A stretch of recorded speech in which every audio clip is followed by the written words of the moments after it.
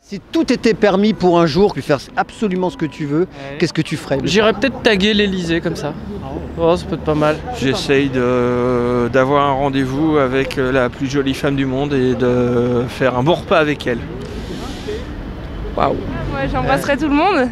Bah, en fait, en regardant le ciel, je me dis oui, ça me déplairait pas d'être un oiseau quoi, pour une journée. Je piquerais sûrement un avion et je ferais le tour du monde avec des amis. Un jour.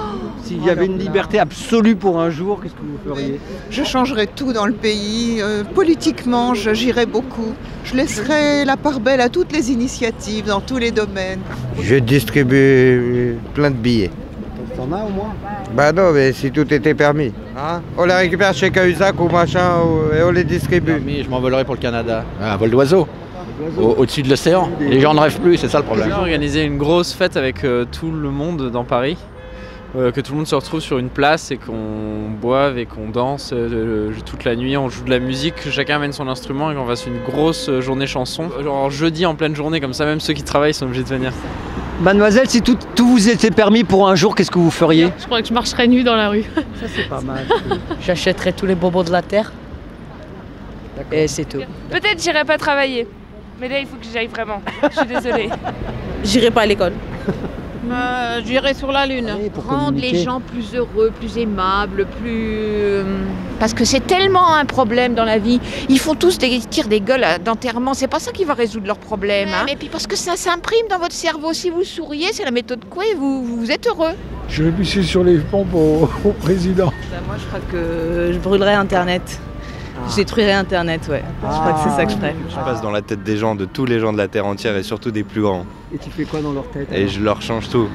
C'est pas mal. Voilà. Je crierais très fort. C'est un rassemblement pour tous les musulmans. C'est une manifestation tout simplement contre l'islamophobie, contre tous les actes racistes. Tiens à dire bonjour à tout le monde. Donc nous sommes à la place de la Bastille aujourd'hui regroupés contre la haine et pour dire ça suffit à la haine raciale et à la haine surtout gouvernementale. Hier, j'habite une cité du 93, il y a 3 policiers bien grands, 1m90, caucasiens. Ils ont coursé un petit jeune arabe de la cité, ils lui ont dit quoi? On va te tuer si on t'attrape. Et ils l'ont attrapé, ils l'ont tapé. Ils n'auraient jamais fait ça avec un blanc, quoi. Dernièrement, ils ont débarqué chez moi, ils ont cassé la porte de la police, les forces de l'ordre, soi-disant qu'ils cherchaient un terroriste, or que moi j'ai jamais été un terroriste, je suis quelqu'un que j'ai grandi ici.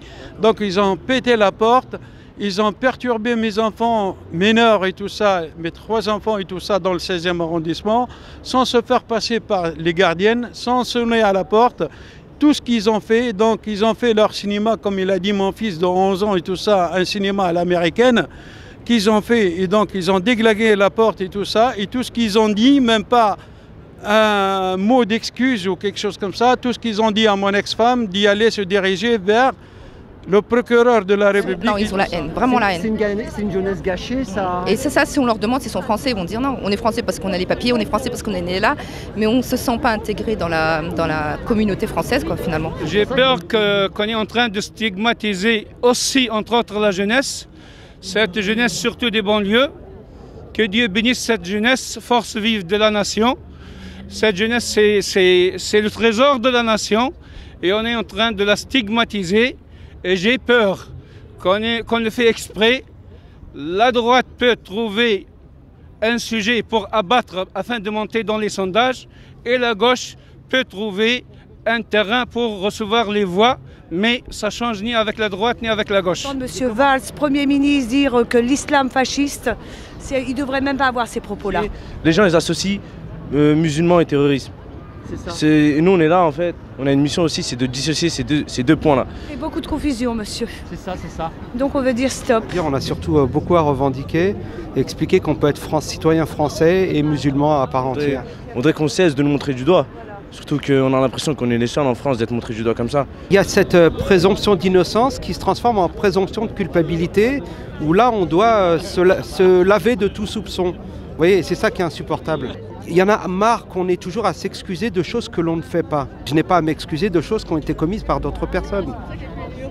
Je veux dire que, enfin moi je parle en mon nom, je parle en nom de personne. Okay, ça, en tant que citoyenne française de confession musulmane, nous sommes des citoyens à part entière, nous avons des droits, nous aimerons que le fameux principe fondateur de notre République, liberté, égalité, soit enfin exprimé et qu'on ne soit pas mis de côté, qu'on ne soit pas stigmatisé, surtout après les événements de Charlie Hebdo.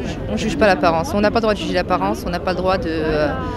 On n'a pas le droit de stigmatiser une personne parce qu'elle est voilée ou parce qu'elle n'est pas voilée. Et chacun ses convictions, on demande juste le respect. Mais je crois qu'on vit vraiment bien ensemble. Mais je crois que c'est les politiques qui nous envoient une image qui n'est pas très belle. De toute façon, il faut que les gens comprennent qu'on peut être un républicain et musulman. Je suis française, je suis musulmane avant tout.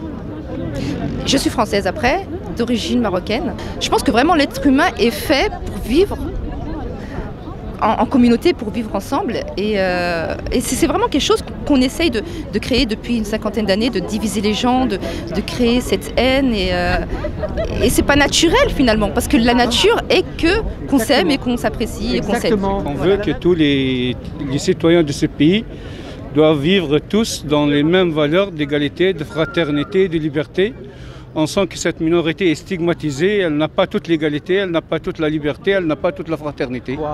Moi, en fait, je viens aujourd'hui pour dire que stop déjà aux dérives, hein, par rapport aux dénonciations qui sont quelquefois calomnieuses et qui donnent état à des situations qui sont inadmissibles, des enquêtes qui sont bâclées, on arrête des gens, on retire des enfants qui se retrouvent amenés au commissariat. Tout ça, il faut dire non, il faut que ça s'arrête. Il y a aussi une espèce de psychose depuis les événements de Charlie Hebdo. Et on a essayé aussi, je trouve, de normaliser la pensée.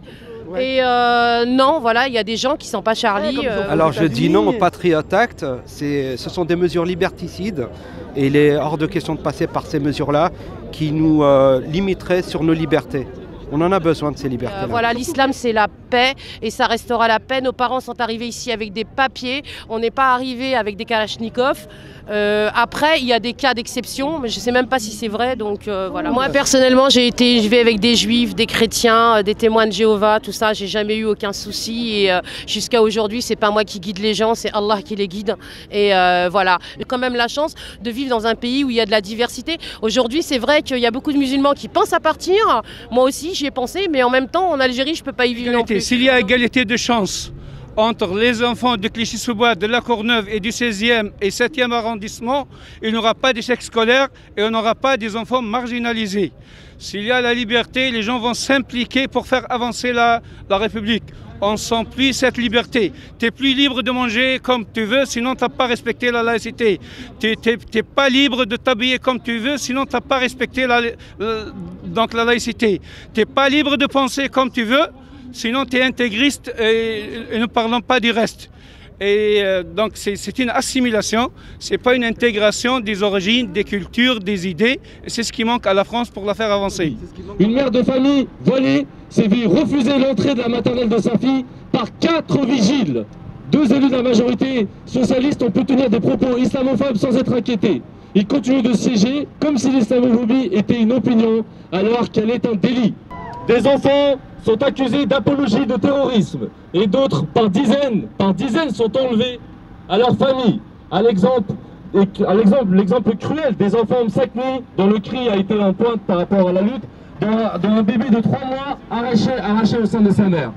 Nous regrettons de voir que certaines organisations musulmanes organisent des colloques contre l'islamophobie avec des partis que nous combattons au niveau local pour leur islamophobie. Ils nous font perdre un temps précieux. Ils légitiment ces organisations dans le champ de la lutte contre l'islamophobie, alors que ces organisations de gauche laissent leur section locale nous mener une guerre sans merci au niveau local. Là, je vous présente le porte-parole de la marche, M. Enis Chepchou.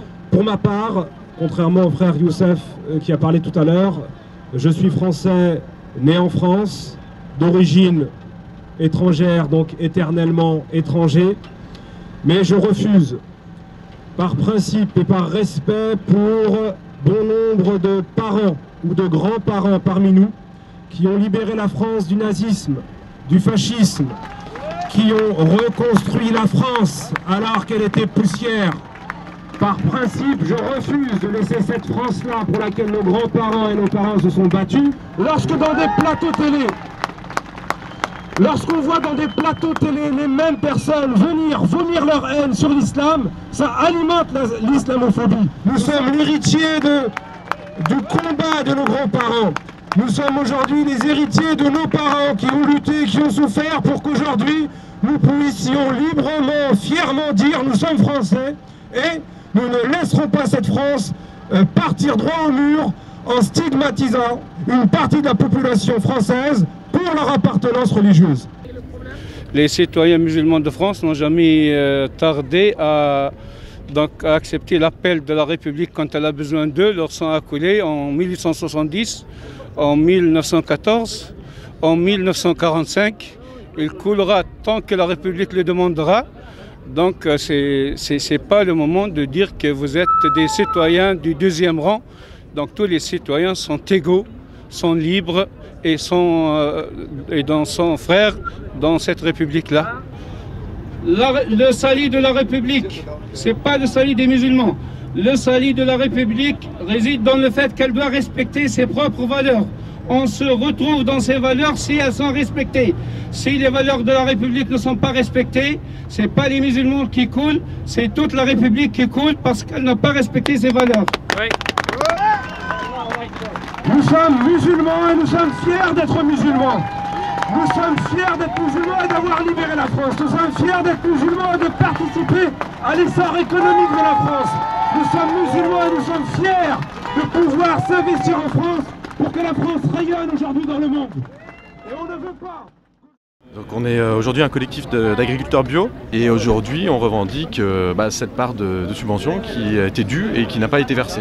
C'est moins 25% là sur les aides effectivement annuelles qu'on a sur le bio. Je suis venue dire ma colère du fait qu'il faut qu'on se mobilise pour que les agriculteurs bio obtiennent un report de 6 mois de ce qui leur est dû. Et si on ne s'était pas mobilisé, ce serait pétzouille, c'est un véritable scandale. Donc c'est pour ça qu'aujourd'hui on a mobilisé les agriculteurs biologiques de la région. Et les consommateurs. À la fois les aides, elles existent, donc le travail il est fait, et puis effectivement quand on voit des mesures comme ça, c'est un peu surprenant.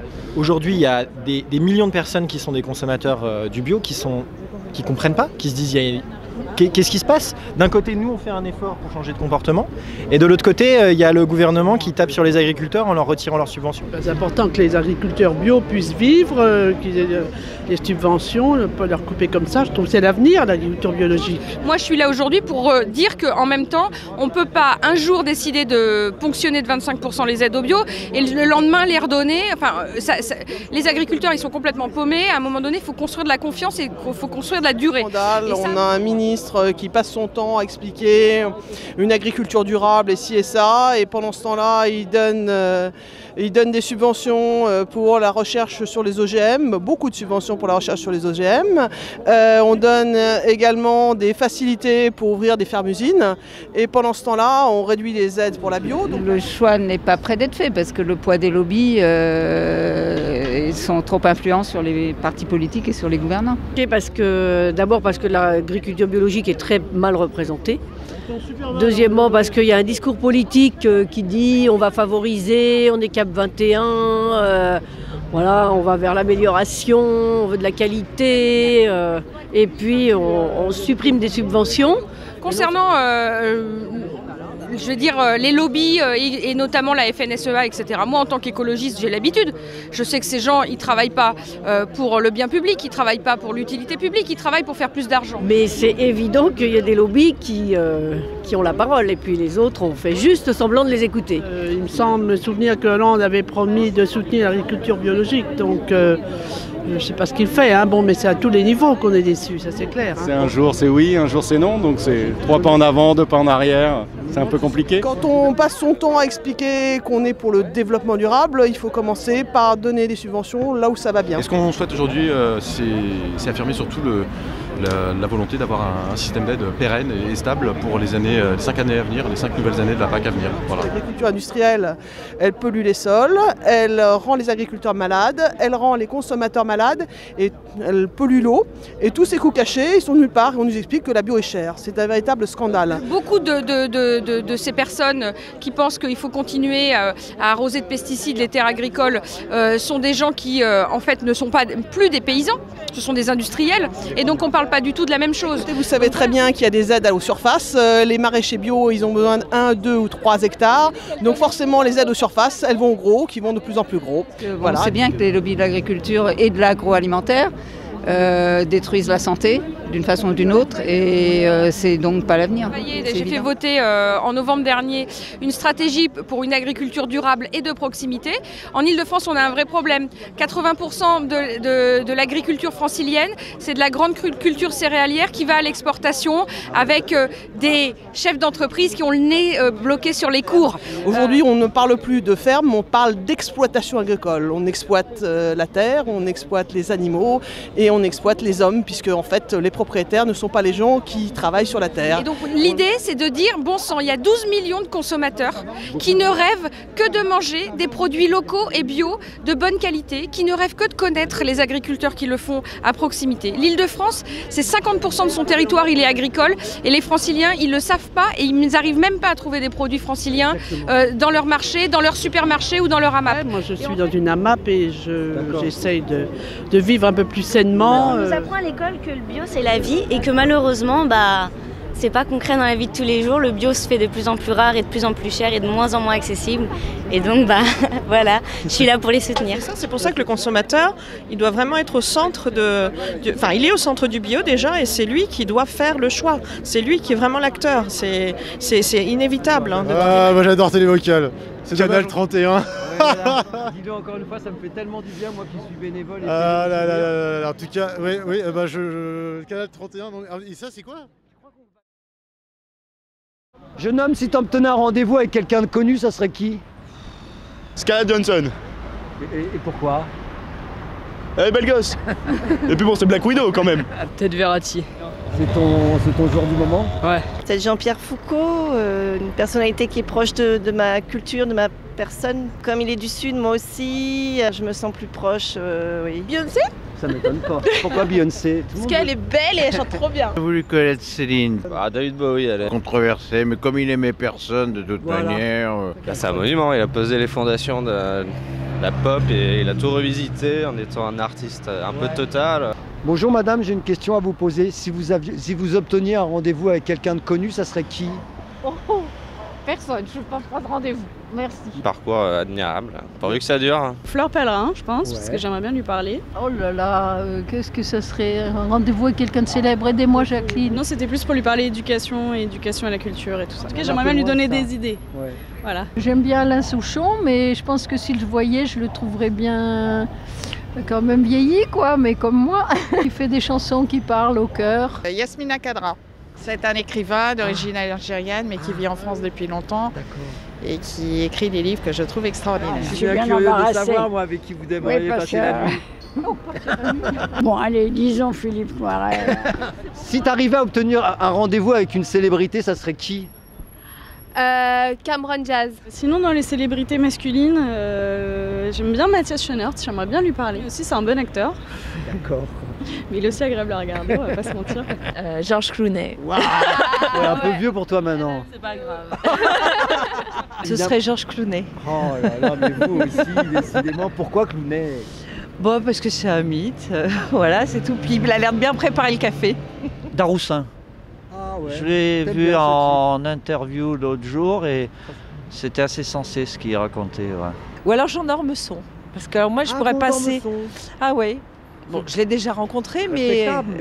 Il est passionnant. Les gens passionnants, c'est Pascal Plus. Bon, les France Gall. Allez, ça serait bien un moment avec elle, c'est ça? Oui. Vous... Oui, j'aime bien la chanteuse, voilà, ça me rappelle le bon temps. Voilà, ma jeunesse. Avec qui j'aimerais bien me retrouver. Dans l'intimité ou... Vous lui ressemblez un peu d'ailleurs. Ah, vous trouvez? Ça c'est un compliment. Moi j'adore Mathieu Amalric. Je pense que c'est quelqu'un d'intéressant. Voilà. C'est ça. Et plus il y a affinité. Bon. C'est drôle. Si j'ai rendez-vous avec une célébrité, ouais, toi, tu cherches à avec Karine Viard. Ah, Tu viens, je te la présente. Mais je sais, je vais chez elle. T'es copine avec Jared. C'est pour ça. Brad Pitt. Ah, t'irais bien avec Brad Pitt, toi. Johnny Depp. Waouh. C'est un très bon acteur et il est vraiment très beau.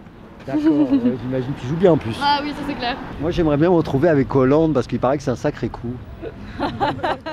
Il y a 150 communautés aborigènes qui normalement, la police envisage de fermer dans une partie de l'Australie. La police est entrée vendredi, jeudi dernier sur le territoire. Ouais.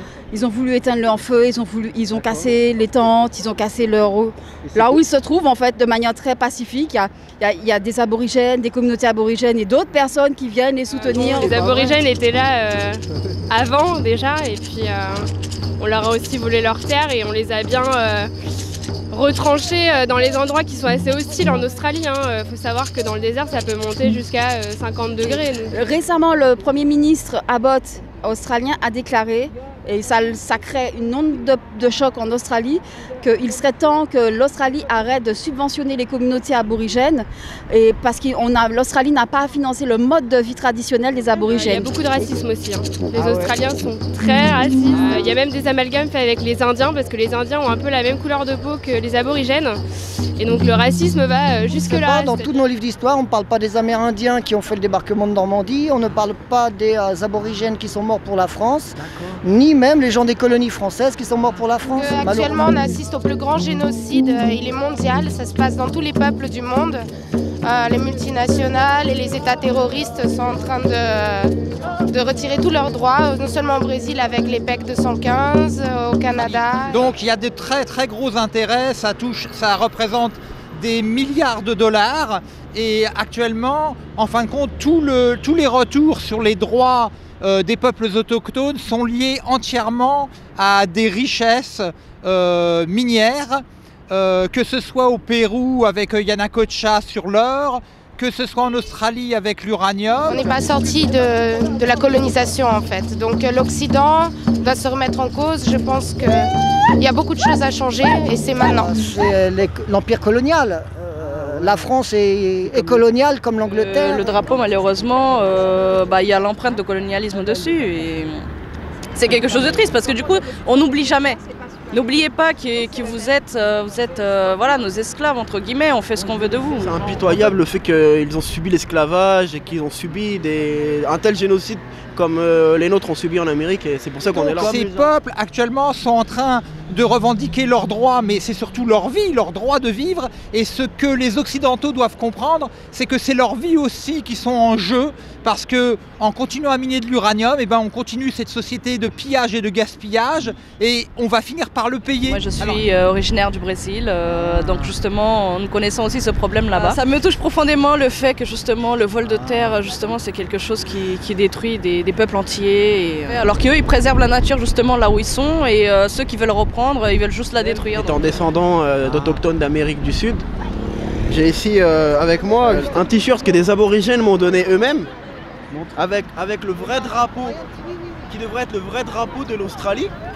Celui-là, là, ici présent, qui devrait remplacer celui-là avec l'Union Jack qui représente la couronne anglaise, la reine Elisabeth. Les politiciens ne sont plus pour leur peuple ni pour leur pays, ils dirigent les multinationales. Quand on a un ministre de l'écologie qui est plutôt ministre de la destruction écologique, Madame Ségolène Royal, qui veut nous remettre des centrales nucléaires. C'est négatif déjà. Devant, sur la chaussée, on va passer, on va faire quelques photos. Je vais vous expliquer. Oui. Si monsieur veut d'abord arrêter sa caméra. Ensuite. Donc il nous autorise à nous mettre en face de l'ambassade, justement, pour pouvoir protester peut-être le faire là, légalement. Voilà.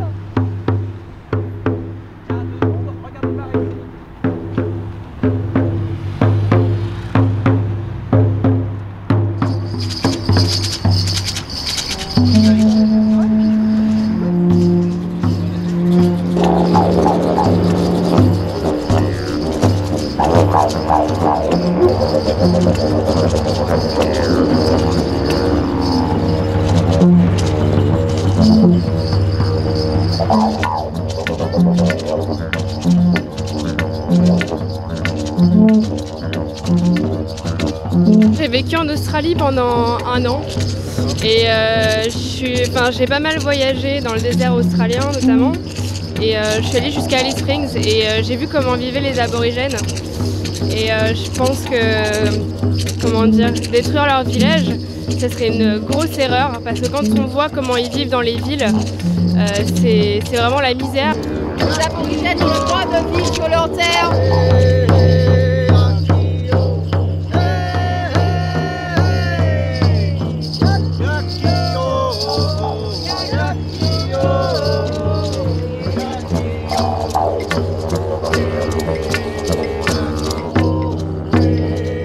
Non à la fermeture forcée de leur communauté.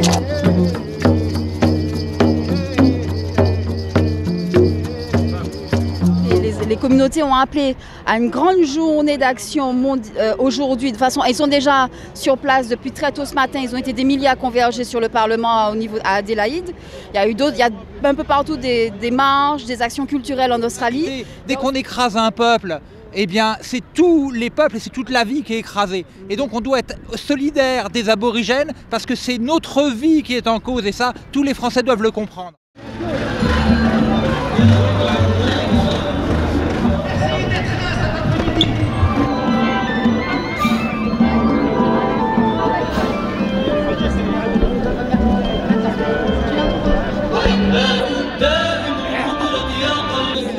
Le terrorisme ne passera pas par la Tunisie ni par Paris.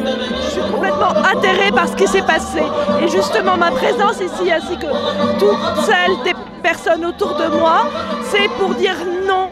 On refuse cette dictature du terrorisme. Enfin, je suis là pour soutenir mon pays, pour soutenir mon peuple, pour dire non au terrorisme, pour que la Tunisie elle est en bonne voie et qu'elle continue. Et avec nous, avec vous, voilà, ça, on ira loin. Je dis que la Tunisie est là pour prouver qu'elle est debout et que le terrorisme n'aura pas la voix, il ne gagnera pas. Voilà.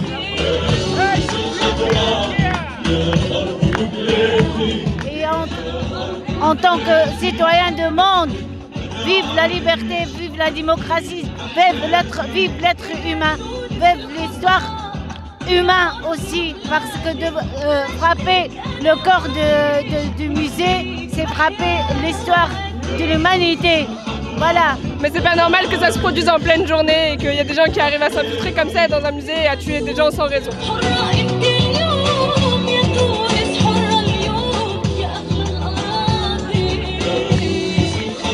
Merci à tous pour votre présence. Merci à tous d'être venus aussi nombreux. Nous sommes là aujourd'hui pour montrer que nous sommes tous unis, de Tunis à Paris, Tunisiens, Français et de toutes les nationalités. Nous sommes tous contre le terrorisme. Alors, je vais essayer de lire les quelques slogans que je vois. Je suis Bardo, non au terrorisme. Ne touche pas à ma Tunisie. La Tunisie, ce n'est pas fini. Compris, Libé? Debout je suis, debout je reste. Je ne suis pas fini. Je suis Tunisie. تونس حرة حرة والإرهاب على برا. تونس حرة حرة والإرهاب على برا. La Tunisie c'est un pays libre et le terrorisme dehors. Donc dégage. تونس تونس حرة حرة والإرهاب على برا. dégage dégage dégage dégage dégage terrorisme. dégage dégage dégage terrorisme. dégage dégage dégage terrorisme. Je suis Bardo. Vive la Tunisie! Solidaire avec la Tunisie! Les Tunisiens vous entendent! On vous entend rien! Plus fort! Vive la Tunisie! Dégage! Dégage! Dégage terrorisme! Dégage! Dégage! Dégage terrorisme! Et on veut leur faire peur! Et les Tunisiens ils disent dégage! Vous ne ferez pas peur à la Tunisie! On vous emmerde! On n'aura pas peur! Vive la liberté! Vive la Tunisie! Vive la France! Et le vrai problème, c'est que tous les peuples doivent comprendre qu'au-delà des États, ils doivent s'unir. Actuellement, les transnationales ont décidé d'asservir tous les peuples. Un message aussi pour ceux qui croient que le tourisme est fini en Tunisie. Ce n'est pas fini parce qu'on a des braves hommes qui se sont sacrifiés pour notre Tunisie et il faut continuer surtout. Si le terrorisme avance et qu'on ne le combat pas là où il est, il continuera à avancer. On aurait quand même aimé voir un peu plus de Français. Entre autres, on est Charlie, on est Bardot, on est tout. Quand on est arrivé, il n'était pas tout à fait 3 heures et j'étais un petit peu déçue. Bon, ça s'est légèrement rempli, mais pas assez à mon goût. Je suis déçue du peu de mobilisation. Ça fait un peu mal au cœur. Moi, franchement, je suis choquée de voir si peu de Parisiens se mobiliser pour quelque chose qui touche la planète. Hein. C'est pas, ça a touché la Tunisie, comme Charlie Hebdo, c'était à Paris, mais c'est quand même une logique mondiale. C'est pas le nombre, c'est le fait que des gens se soient déplacés et soient là, ça fait chaud au cœur, c'est tout. Et c'est le geste qui compte. On s'est tous rassemblés ici pour une cause et même cause. C'est une solidarité et puis le nombre n'est pas important quand la solidarité est là, voilà. Y a des gens qui vont arriver, qui vont comprendre. L'essentiel, c'est que partout, on soit unis et on soit contre cette hydre. Il faut pas baiser le bras. Voilà. Et j'ai dit la Tunisie, je t'aime, la Tunisie. Voilà. La Tunisie n'est pas finie et elle vaincra avec l'aide bien sûr des pays qui voudront nous aider. Et puis on a un beau pays, on voit pas pourquoi les gens ne viendraient plus chez nous. Voilà.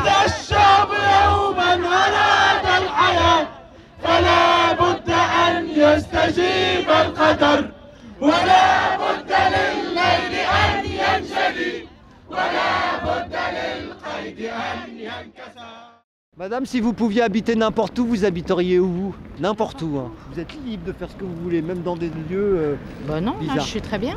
Mais je suis très bien ici, moi. D'accord. Voilà, à Paris, dans le 11e arrondissement. À Paris. Vous êtes déjà? Bah oui, mais non, je suis pas d'ici. Paris, je suis née là et j'ai pas envie. Si, j'aime bien de temps en temps partir ailleurs, mais je reviens toujours à Paris. Il y a de l'animation, il y a du monde, on fait beaucoup de choses, on a tout ce qu'on a, tout ce qu'on veut sous la main. Dans le 6e. Pourquoi le 6e? Et là-bas où je vais faire la Manche. À Paris. À Paris? Ah, c'est très belle. Bon, en fait, je vis pas à Paris, mais j'aimerais bien vivre à Paris. Paris, c'est un fantasme? Oui, je pense que oui, c'est exact. Parce que je le prends de manière cool, moi je fais le marché, puis j'aime bien, et je trouve les gens super sympas. Mais moi la aussi, preuve, c'est que vous existez. N'importe où, du moment que c'est sympa, du moment qu'on est libre, et voilà. Mais je trouve que ce qui manque le plus à Paris, en fait, c'est le soleil. Sinon, c'est bien. À l'île de la Réunion. Ah, pourquoi l'île de la Réunion? Parce que c'est beau. C'est beau, hein? C'est beau, c'est montagneux, il y a la mer, il y a un peu de requin, mais bon. En Espagne? Ouais, oui, parce que lui, il a froid, il aurait mérité de vivre en Espagne. Les îles Canaries. Pourquoi les îles Canaries? Parce qu'il fait beau tout le temps. Et j'aime bien, donc voilà. J'aime bien les gens, ils se couchent tard, les enfants sont dehors. Voilà. Au soleil. Au soleil. Quel pays, par exemple? Je sais pas, la Thaïlande, parce qu'il y fait bon vivre. Où je vivrais? Je vivrais dans le sud, au soleil. Côte d'Azur, Corse, sud de la France, voilà. Pourquoi? À cause de quoi? Le soleil, la chaleur, au long de l'année. La garrigue, les odeurs, c'est quoi, arrière-pays de Marseille, Aix, voilà, ça c'est un coin que j'aime beaucoup.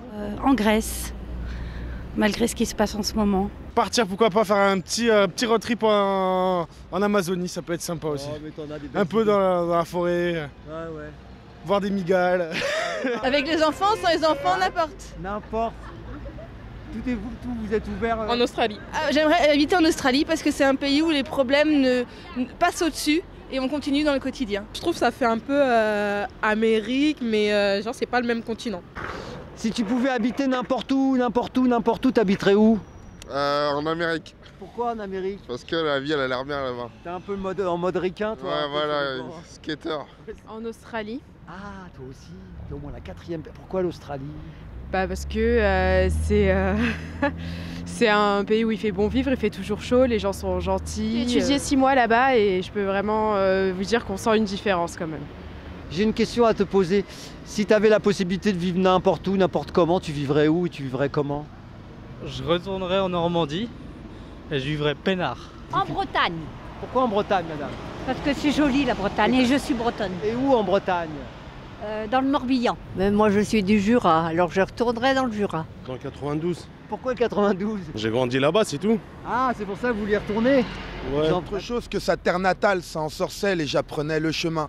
De retour chez elle, je sortirais et rentrerais sans mal pour vanter à mes frères et sœurs d'autres terres de bien.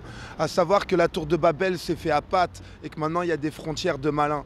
Et bah, si vous voulez, on va prendre des avions et démonter l'atmosphère, ça vous fait du bien. Allez, continuons à faire le réchauffement. Regardez, derrière, il y a des voitures qui vous saluent bien. Ciao. Merci. Merci Paris.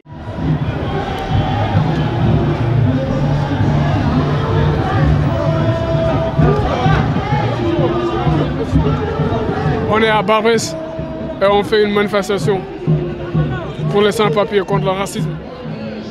Aujourd'hui, c'est la journée mondiale de lutte contre le racisme. On sait qu'il va y avoir des élections où beaucoup de gens vont s'abstenir, donc on va nous dire que le Front National a gagné. Mais en fait, ceux qui ont gagné, c'est les abstentionnistes. C'est tous ceux qui sont dégoûtés de la politique, de l'austérité, de la crise économique. Et c'est à ces gens-là qu'il faut s'adresser pour dire que la solution, c'est la justice sociale et l'égalité des droits pour tous, et non pas la régression sociale, le repli sur les frontières et la xénophobie. Les papiers! Les papiers! Les papiers! Pour tous! On est là pour dire que notre petit pays de France, berceau des droits de l'homme, 1789, Voltaire, Hugo, Zola, tous ces esprits des Lumières, sont aujourd'hui ravalés dans les oubliettes du fascisme qui est en train de monter de façon considérable. On n'arrête pas sous couvert de lutte contre le terrorisme, de mettre des contrôles partout, fliquer tout. On s'aperçoit qu'il y a une stigmatisation.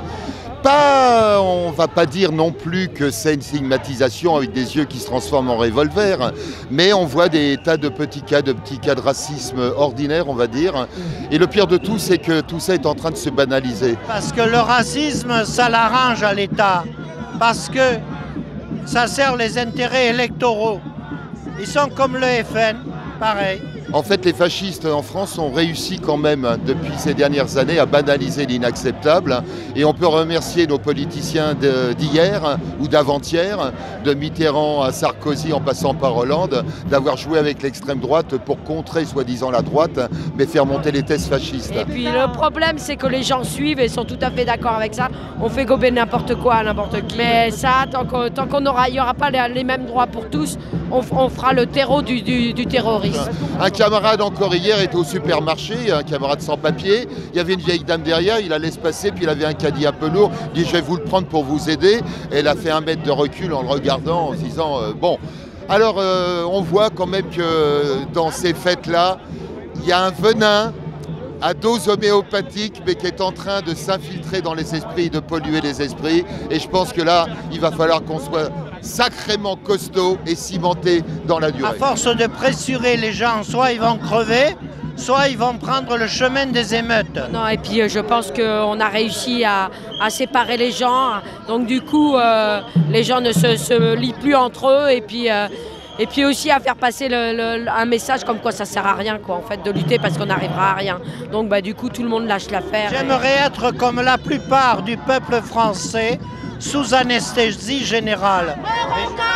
était là, et toi tu savais pas. Malien était là, et toi tu savais pas. Africain était là, et toi tu savais pas. Nous voulons qu'on soit tous régularisés, sans exception, mais non par cas.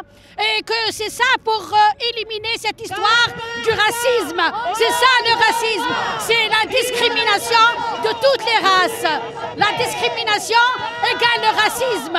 L'indifférence est le fléau numéro 1 de notre époque. Et ça, j'ai pu le vérifier à maintes reprises et je peux le prouver en 100 pages. C'est un véritable fléau. Il est même avant le racisme et le terrorisme dans le cadre français.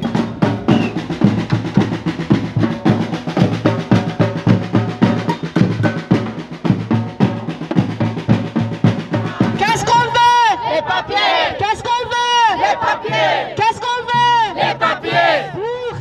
Pour tous. Qu'est-ce qu'on veut? Les papiers. Qu'est-ce qu'on veut? Les papiers. Qu'est-ce qu'on veut? Les papiers. Moi je suis un chanteur issu de l'immigration, Captain Freddy. Donc j'ai fait une chanson qui s'appelle Travailleurs immigrés, que j'ai mis en ligne aujourd'hui.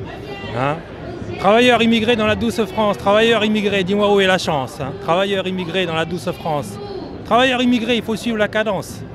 Certains disent qu'on vient voler le pain des Français, mais qui a libéré tous ces champs de blé? Des tirailleurs sénégalais, marocains ou camerounais. Mon demi-siècle après, les a-t-on oubliés? Alors je suis là pour dire ça, travailleurs immigrés dans la douce France. Travailleurs immigrés, dis-moi où est la chance. Aujourd'hui, on est là pour manifester, pour dire stop aux lois islamophobes, stop à toutes ces lois racistes, contre les femmes musulmanes, contre les Roms, contre tous. Et aujourd'hui, on demande l'abrogation de la circulaire Châtel qui discrimine toutes les mamans voilées en France. Je veux que tout le monde soit égaux, que tout le monde soit pareil. Être ma vie comme je souhaite moi. C'est de plus en plus dur de porter le voile, que ça soit à l'école, que ça soit dehors, dans les moyens de transport, tout ça. Non, moi je suis au collège. Et tu peux porter le voile au collège? Non, parce qu'ils n'acceptent pas. J'ai pas qu'il y ait une journée, c'est un combat, c'est un travail quotidien pour conscientiser les gens et leur faire comprendre que nous sommes tous sur la même planète, nous sommes tous sur le même bateau, on est tous dans la même galère et il faut serrer les coudes pour s'en sortir, tous ensemble, blanc, black, beurre, rouge, jaune, vert, bleu, United Colors of Love.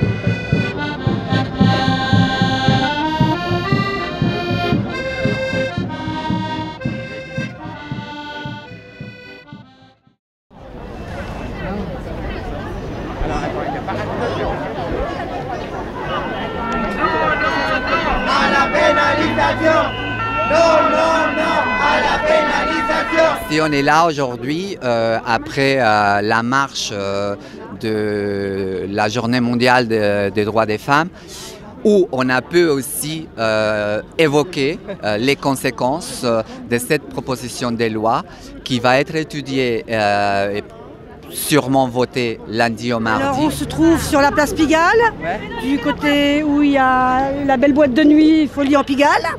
Et nous sommes là pour manifester contre la loi pour les clients. Je suis là pour contre la pénalisation des clients parce qu'apparemment ils veulent la relancer à partir de lundi et mardi. Si on pénalise le client, il y a beaucoup d'autres clients qui viendront, qui demanderont de faire sans préservatif, sans ceci, sans cela. Donc... Effectivement, on va se mettre en danger, on aura du mal à imposer le port de la capote, nos revenus risquent de baisser significativement et je suis contre forcément. Le but, c'est faire disparaître complètement la prostitution. Hein. C'est le but des gens qui sont à l'Assemblée nationale. C'est certainement pas en proposant plus de répression et de stigmatisation qu'on va favoriser les travailleuses du sexe. Par rapport à la pénalisation des clients, c'est mathématique.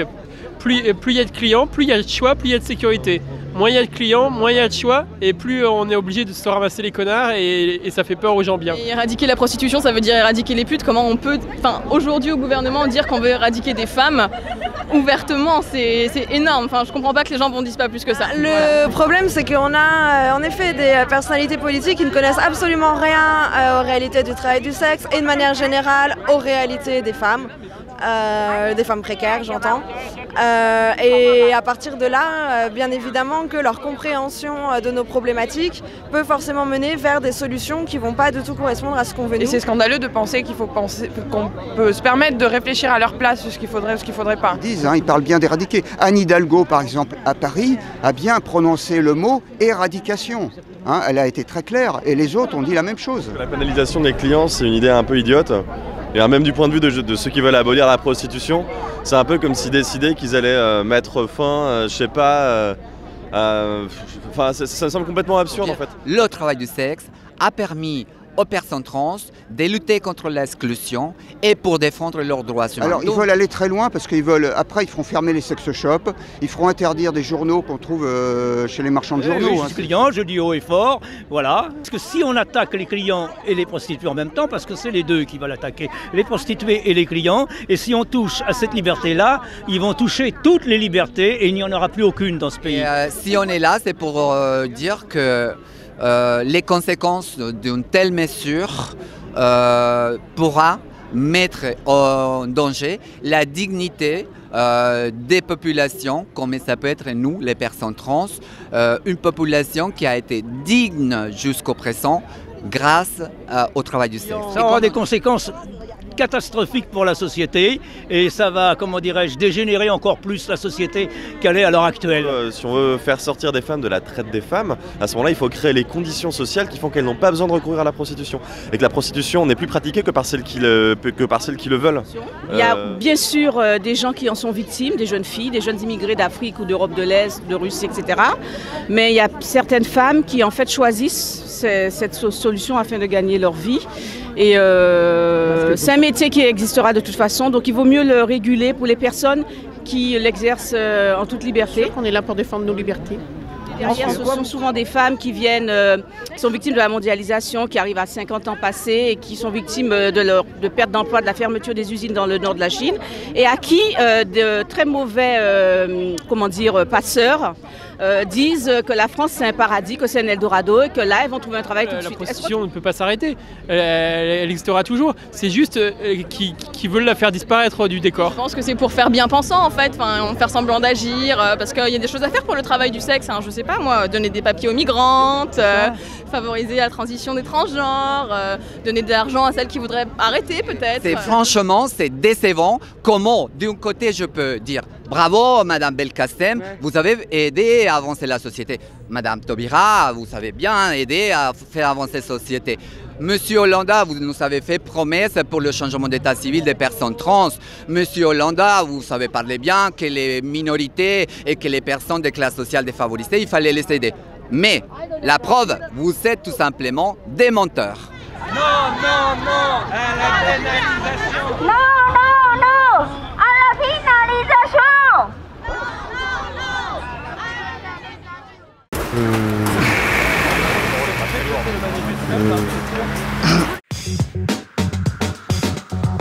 non.